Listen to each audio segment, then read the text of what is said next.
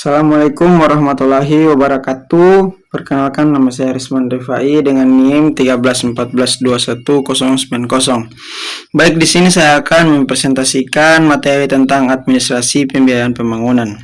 Baik, langsung saja kita ke materinya. Yang pertama ada hakikat administrasi.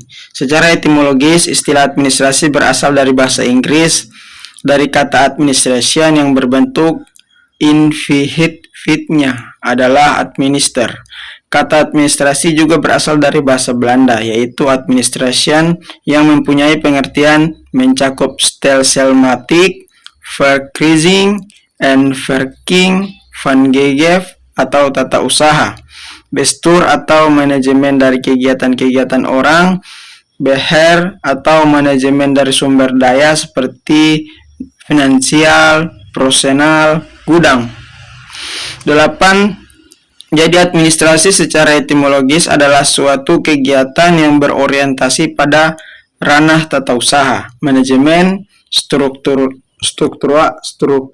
aktivitas manusia terkait pengelolaan finansial profesional, sumber daya, dan lain sebagainya. Baik, yang berikut ada pembiayaan pembangunan. Anggaran pendapatan dan belanja negara atau APBN merupakan rencana keuangan tahunan pemerintahan negara Indonesia yang disetujui oleh Dewan Perwakilan Rakyat atau APBN. Berisi daftar sistematis dan terperinci yang memuat rencana penerimaan dan pengeluaran negara selama 1 tahun anggaran. APBN atau perubahan APBN dan pertanggungjawaban APBN. Setiap tahun ditetapkan dengan undang-undang. Struktur APBN terdiri dari pendapatan negara berupa pendapatan dalam negeri dan penerimaan hibah. Pendapatan dalam negeri berupa penerimaan pajak dan penerimaan non-pajak. Bentuk pembiayaan pembangunan antara lain corporate balance sheet atau corporate finance. Yang kedua, infrastruktur proyek finansial. Baik, berikut ada pelaksanaan administrasi pembangunan. Pembiayaan secara luas berarti finansial atau pembelanjaan, yaitu pendanaan yang dikeluarkan untuk mendukung investasi yang telah direncanakan, baik dilakukan sendiri maupun dijalankan oleh orang lain.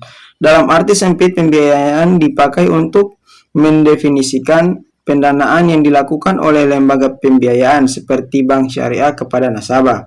Pembiayaan berdasarkan prinsip adalah penyediaan uang atau tagihan yang dipersamakan dengan itu berdasarkan persetujuan atau kesepakatan antara bank dengan pihak lain yang mewajibkan pihak yang dibiayai untuk mengembalikan uang atau tagihan tersebut setelah jangka waktu tertentu dengan imbalan atau bagi hasil.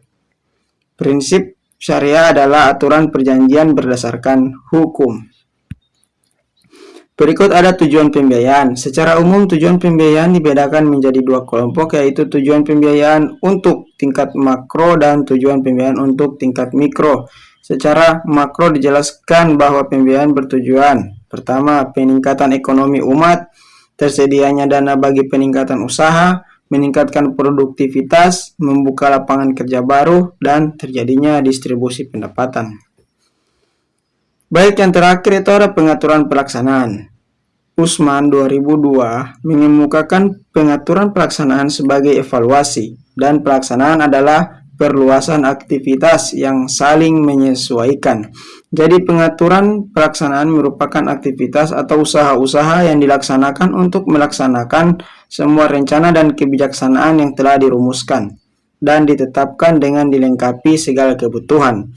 Alat-alat yang diperlukan, siapa yang melaksanakan, di mana tempat pelaksanaannya, mulai dan bagaimana cara yang harus dilaksanakan. Suatu proses rangkaian kegiatan tindakan lanjutan setelah program atau kebijaksanaan ditetapkan yang terdiri atas pengambilan keputusan, langkah yang strategis maupun operasional atau kebijaksanaan menjadi kenyataan guna mencapai sasaran dari program yang ditetapkan semula. Baik, itu tadi hasil presentasi materi dari saya. Lebih dan kurangnya saya mohon maaf. Wabillahi taufiq wal hidayah. Wassalamualaikum warahmatullahi wabarakatuh.